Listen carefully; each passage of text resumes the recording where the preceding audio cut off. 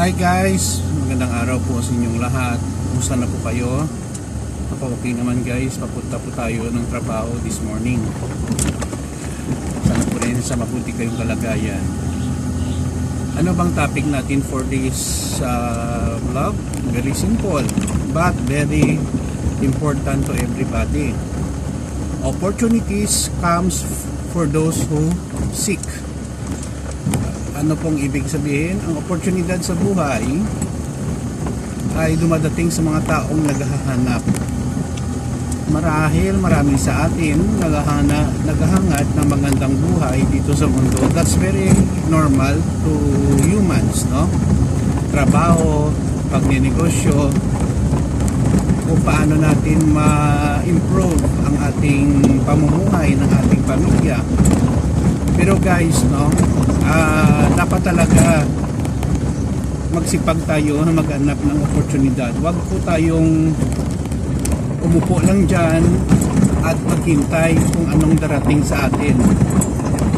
With the age of social media, Facebook, Twitter, Instagram, TikTok at kung ano-ano pa, marami tayong nakikita dyan na mga opportunity, no? Like example, magbenta, no, buy and sell ng mga produkto sa marketplace. Minsan nakita ko rin may mga job hiring, no, sa social media, but you have to be careful naman, no, sa mga job hiring. Baka naman fake yan, no, at humingi ng bayad bago kang matanggap o hindi naman totoo.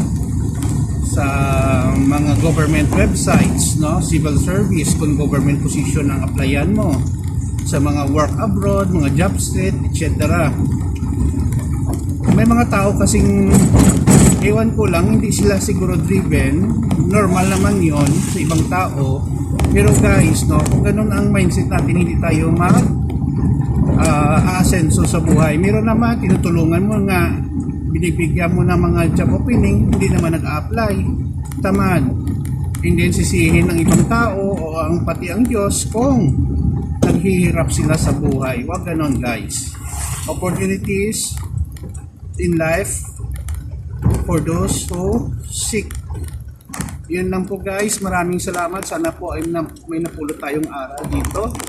Please follow me in my Facebook and YouTube channel. Maraming salamat po. Ito naman po kaibigan niyo si Jake. Paalam guys.